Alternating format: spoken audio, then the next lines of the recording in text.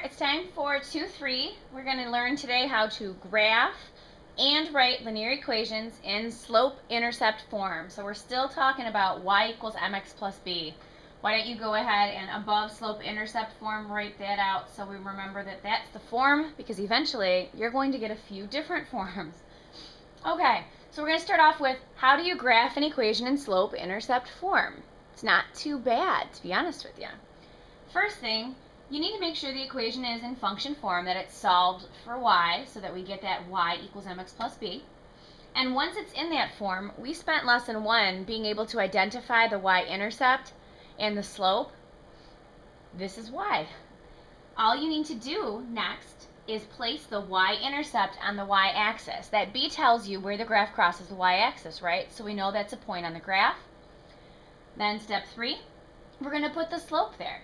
So find your slope, write it as a fraction, and we're going to use rise over run from the y-intercept, because we know that's a solution point, to figure out our movement to get from one point to the next. And I like to have 3 points on a graph whenever you can do it. Sometimes you can only fit 2. It has to be at least 2 to make a line.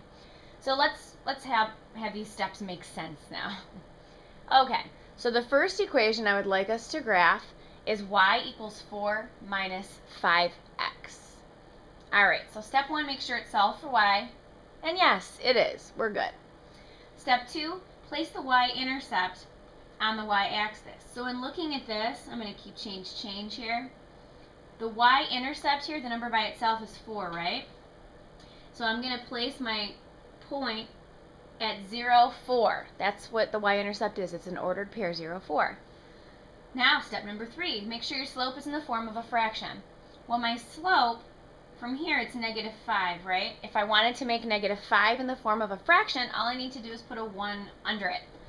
And there, that has the same value. So from this point, because we know that this is a solution point, and the slope is how you get from point to point on the graph, I'm going to use my slope to find other points.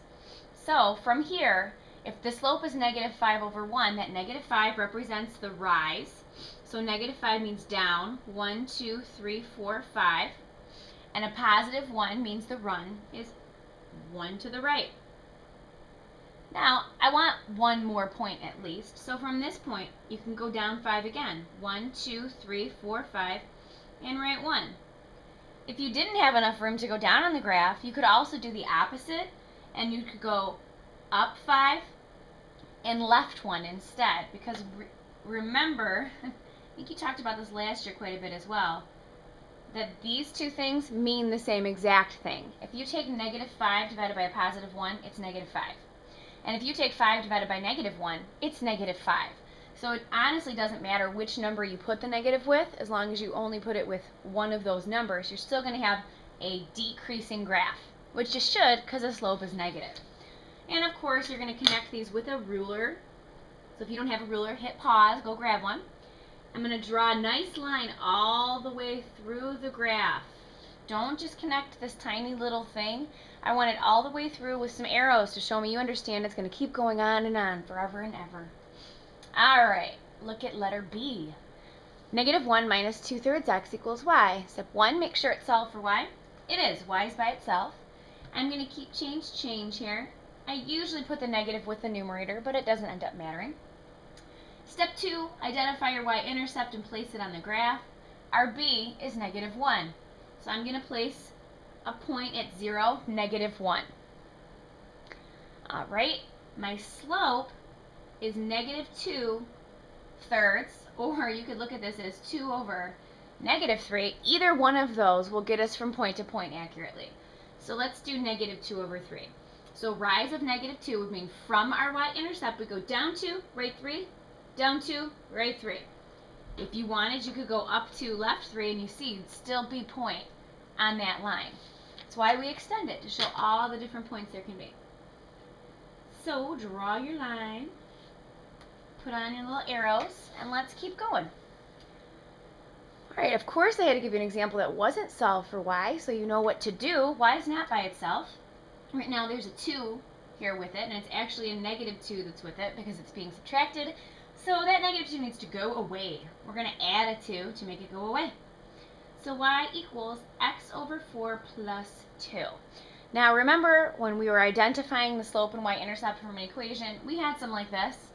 And we said, okay, what's the slope then? X over 4, I don't quite get it, but x really has a 1 in front of it. It means 1x, but simplest form isn't to say 1 times anything, because 1 times anything is the other number. But right here you see it's actually 1/4 x, right? So in this case, the b is 2. That's a number by itself. I'm going to plot that y-intercept right there. And your slope is 1/4. So 1/4 as rise over run means from your y-intercept, you're going to go up 1 and right 1, 2, 3, 4. Up 1, right 1, 2, 3, 4. Now another thing you could actually do is you could do down 1, left 4. Because doesn't a negative divided by a negative give you a positive? So if you didn't have room on the graph, let's say you only had this part, you only had quadrants, here's, remember the C, 1, 2, 3, and 4. So let's say I only had quadrants 2 and 3. I could go down 1, left 4, and I would still be a point on this line. Pretty cool. You can go forwards and backwards. All right, connect that with a ruler. Draw your arrows. All right, next variation here, it's solve for y, but there's no y-intercept listed. And remember, when there isn't a b, there really is. It's 0. So this graph starts at 0, 0, or crosses through 0, 0. You can look at it that way.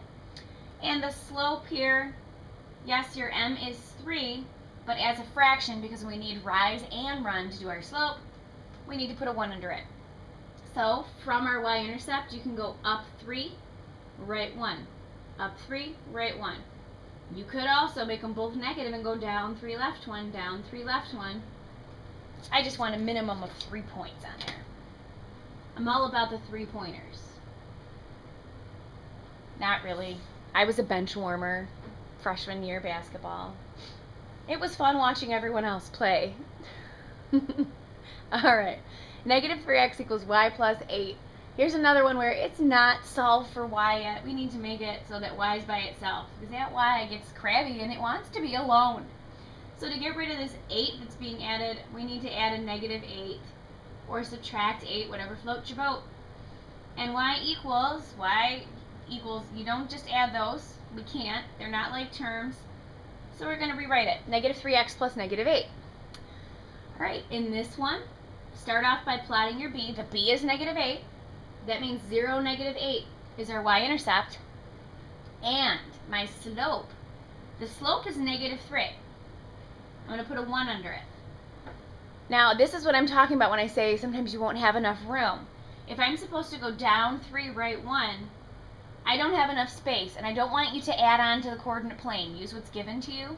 So if you see that you don't have enough space, then use the opposite version of it and do 3 over negative 1, because both of those will give you the result of negative 3.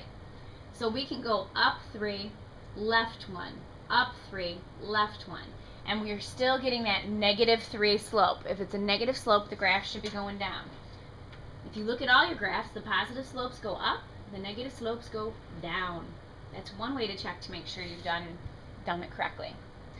Okay, letter F. Negative 2y equals 5x minus 6. Y is almost alone, but it has this little negative 2 in front of it. That's a problem. I'm going to keep change right here first.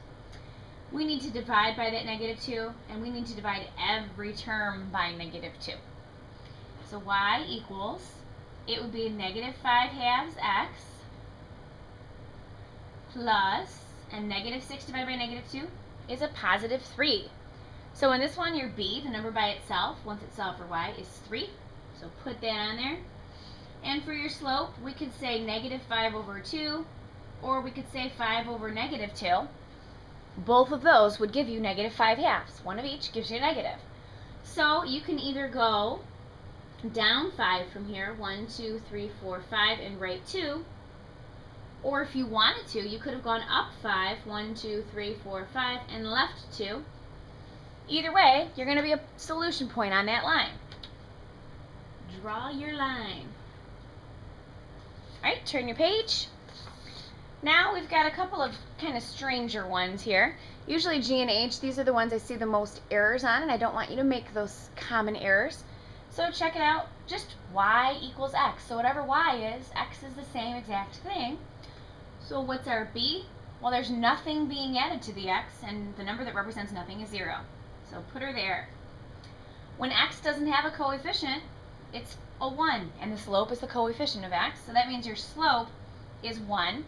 I need a rise and a run though, right? To plot points for slope, we need a rise and a run, so to make that a fraction, I put a 1 under it. And yes, you really just go up 1, right 1, up 1, right 1, up 1, right 1, up 1, right 1. Or you could go down 1, left 1, down 1, left 1, down 1, left 1. Either way, this is kind of just going to cut the graph right in half. Kind of rhymed there. So basically when x is 1, y is 1. When x is 2, y is 2. When x is 3, y is 3. And that makes sense because y equals x. When y equals negative x, the b is still 0 because nothing's being added. But this time, this negative x really means negative 1x, right? So your slope is negative 1. And to make that a fraction, we put a 1 underneath it. So we're still starting at that 0, 0. But now, instead of going up 1, right 1, we are going to go down 1, right 1. The top number is negative, the bottom is positive. So down 1, right 1, down 1, right 1. If you wanted to, you could go up 1, left 1, and do the reverse of that. You'll still be on the same exact line. And go forwards or backwards. I'm sure you're getting that. I've said it over and over again. I'm kind of annoying myself with it. I just want it to lock in. Alright, so there's those, and then finally, that'll conclude our graphing part, and then we just have 4 more little examples after this of something kind of new. But we have this y equals negative 6. And we've talked a little bit about this, and we've identified the slope and y-intercept from an equation like this. The y-intercept, the number by itself, is negative 6. Negative 6 isn't the slope because it's not next to an x. So we're going to plot that negative 6. 0, negative 6. Now we said if there's not a number next to the x, that it really means this, plus 0x, because 0 times x is 0, right? So our slope is 0. If something has a slope of 0, that means it's a horizontal line, right? So all I'm going to do is draw a horizontal line through y equals negative 6. And you're done with that one. The next one is kind of opposite of that. I have x equals 5. So I don't even see a y. What on earth does this mean? Well, when y equals negative 6, it's a horizontal line going through negative 6. When x equals 5, guess what happens? Yeah, it's a vertical line that goes through 5 on the x-axis. So horizontal line, y equals, vertical line, x equals. This is that undefined slope. Good.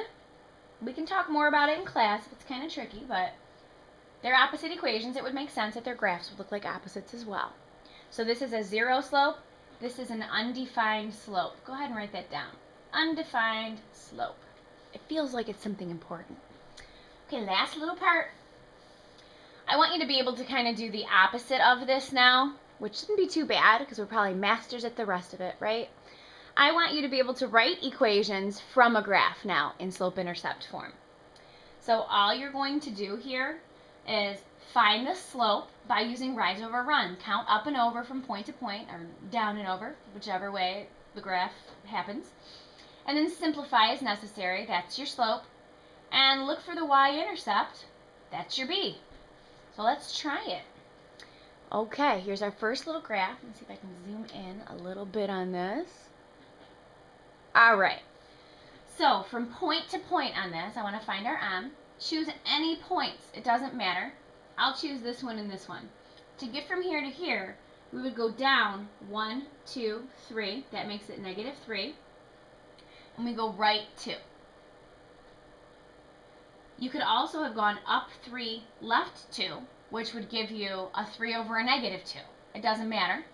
You could have gone down 6, right 4, which would still give you negative 3 halves. So the moral of the story, our slope is negative 3 halves. And you're allowed to leave it just like that. I like my slope to be in the form of a fraction because it's easy to graph. Now, to figure out the b, look for where the graph crosses the y-axis. It crosses right there.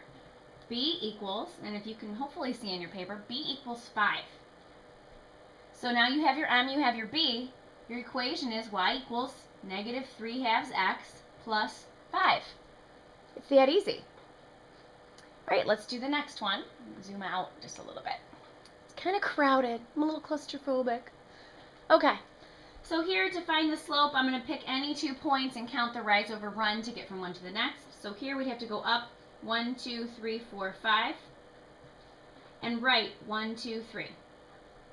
Or up 1, 2, 3, 4, 5, right 1, 2, 3. Or down 5, left 3. And a negative 5 over a negative 3 would still give you 5 over 3.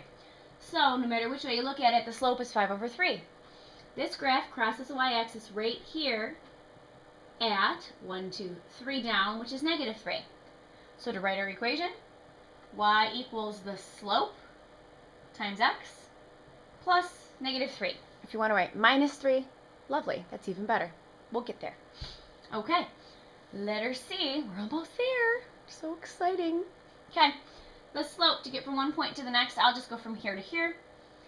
You have to go up 1, 2, 3, 4, 5, 6, and right 1, 2, 3, and 6 over 3, if it's going to come out to be a whole number, I'll simplify it. It's 2. I could have also gone up 6, right 3 from here to here. I could go down 6, left 3. Either way, like negative 6 divided by negative 3 is still a positive 2. 12 over 4, or yeah, 12 over 6 would also give you 2. So no matter what you do, point to point is going to simplify to 2. Our y-intercept here is right at the origin. That means it's 0. So we go to write our equation. Y equals the slope times x plus the y-intercept. I don't really want to write plus 0. We've talked about doing that at the bank. I'd like to make a $0 deposit as a joke. But yeah, we don't need plus 0 because adding 0 doesn't really do anything. Okay, last one. Yay. Slope, to get from point to point, I'll go from here to here. We have to go down 1, 2, 3, 4. So that would make it a negative 4. And then we go right 1, 2, 3, 4. So negative 4 over 4, that simplifies to negative 1. You could have also gone up 4, left 4. That still simplifies to negative 1. So again, no matter which 2 points you pick, it'll all simplify to negative 1. So that's your slope. Your b, this graph crosses the y-axis at negative 3. All right, so when we're writing our equation here, y equals, now I know the slope is negative 1, and you could say negative 1x. But when an equation is written out in simplest form, do you usually see the coefficient 1? No. So instead of saying negative 1x, I'm going to say negative x, because that's the simplest way to say it, that's simplest form. And we have a negative 3 being added to that. If you need to put that little negative 1 there for now, it's fine. Eventually, you'll learn to drop it. All right, I'll see you tomorrow.